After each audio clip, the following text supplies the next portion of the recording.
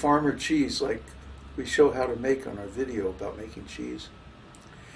And you make a block of cheese, and instead of letting it hang until it becomes solid, you start to knead it, and you knead it and knead it and knead it until all the water comes out of it. And then at a certain point, you know, just like many milk products, when you cook them or process them or agitate them mechanically, at a certain point they change texture. It's like a phase change. It happens all at once. It's very strange, very far out colloidal chemistry, but this is how milk products react. Huh? So you need this cheese. At a certain point, there's a phase change, and the whole texture changes. It becomes like smooth. So then you take rock candy. This is like concentrated crystallized sugar, and you pound it up in a mortar into powder, and then you mix it with the cheese, and it's very, very sweet. And you take like little nuts, you know, like almonds or something like that, and maybe a dash of lemon juice and some other sweeteners and like that. Mix them together, knead it into the thing, roll them out into balls, and then you let them dry overnight. Some of you let dry, and some you soak in sugar sauce and make them even sweeter. The different kinds of sweets like that. So then the next day when they're done, you take them and eat them. You pop one in your mouth, and like flavor just explodes. Huh? These are wonderful, wonderful sweets. So these are enjoyable. And the same thing is there, the same experience is there when we contact real bhava. Bhava. I mean, the actual word bhav in Sanskrit, the root bhav, means to exist. The word comes from bha, which is the root, the verbal root for creation. So that which is created, bha, exists, bhav. And if you exist, if you really exist, you feel some kind of mellow, some kind of emotion, bhava. Okay? So anyone or anything, well, it has to be a person, who really exists, feels bhava, feels emotion. And we have an emotional relationship with God. That is a feature of our eternal existence as a spirit soul. You cannot separate them. Merely to exist, to be created, bha, to be emanated by God.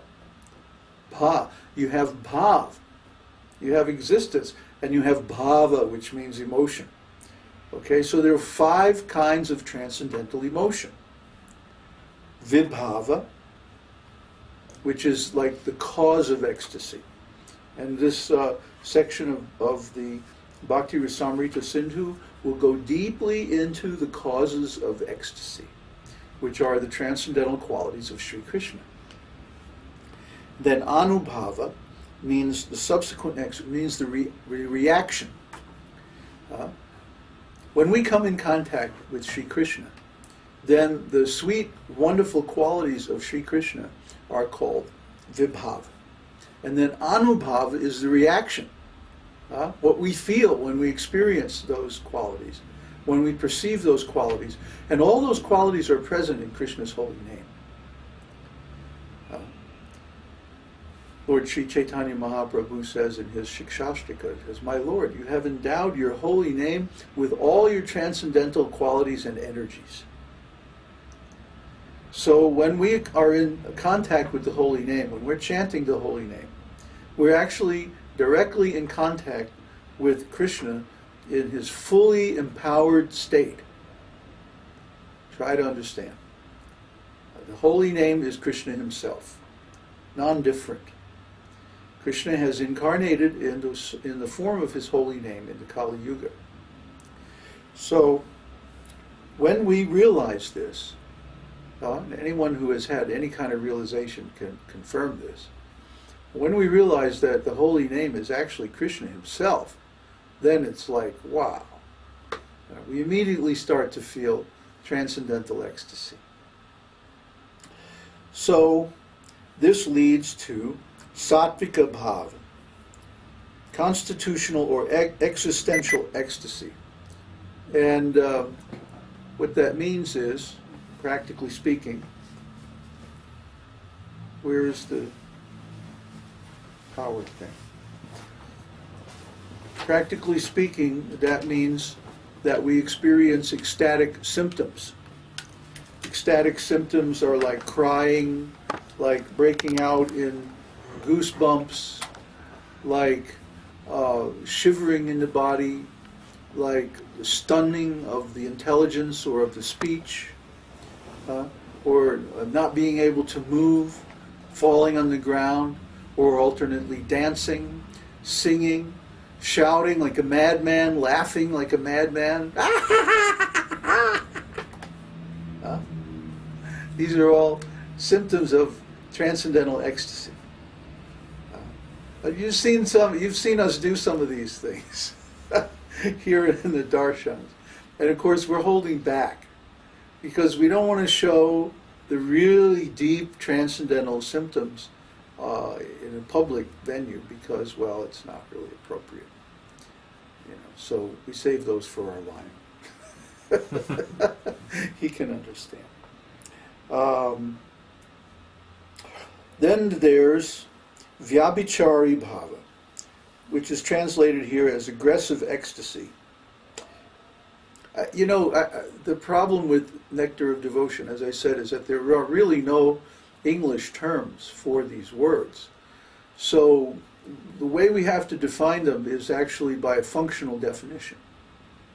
There's two things here, vyabhicārī-bhāva and sthāyi-bhāva. And sthāyi-bhāva means the 5 permanent flavors of devotional ecstasy, which are neutrality, servitorship, friendship, parenthood, and conjugal love. Those are permanent in every living entity, in every spirit soul, in every devotee of Krishna. They have one of these 5 flavors as their predominant form of relationship with Krishna.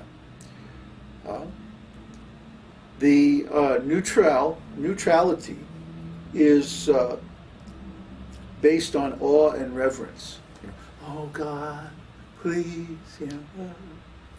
we're not terribly attracted to this one. The real devotional service starts in servitorship, when one becomes a servant of God, because this means practical service. We're doing something to please Krishna.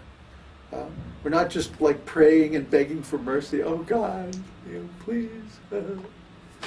It's so, I don't know. I'm not attracted to that at all. But when we start to serve God, then we become active in forwarding His interests, His plan, His objectives in this world. And it's at that time that we become really useful to Him. We give Him pleasure. We actively give Him pleasure. So the ecstasy experienced in servitorship is hundreds of times more than the ecstasy of neutrality. Actually, love of God and neutrality, you could almost say it's like prema bhas. It's not really prema. It's a kind of weird, it's mixed with fear. It's I don't know. I can't get into it. But real prema begins with servitorship. And then there's friendship, where one considers oneself the equal of the Lord. And He also considers you His equal. And of course, this involves what's called yoga maya. Yoga maya means that the actual situation is covered by an illusion, but it's an illusion that's in connection with the service of the Lord. See, ordinary maya, mahamaya, like them in the material world, is when we see energy that appears without a connection to the Lord. Like if we walk down the street, and we see a tree or something like that, it doesn't appear to have any connection with Krishna. The connection's there, but it's not direct. It's linked through a series of causes, back to the actual beginning of the material world. So when we see a tree or other object in this world, then we're seeing the effect of a long series of causes going all the way back to Krishna. But because the causes are separated in time from their effects, it's hard for us to connect them. It's hard for us to see how the tree or, the chair that I'm sitting in here, which is made from the tree, how that's connected with Krishna. But actually everything is connected with Krishna, and he's the original cause.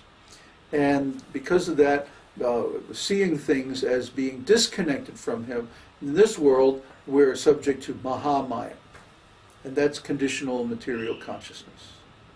But in the spiritual world we see everything in connection with Krishna. We're always with Krishna. We're always in his association. We're always engaged in his service, favorably, trying to give him pleasure. So when we're in the spiritual world and we're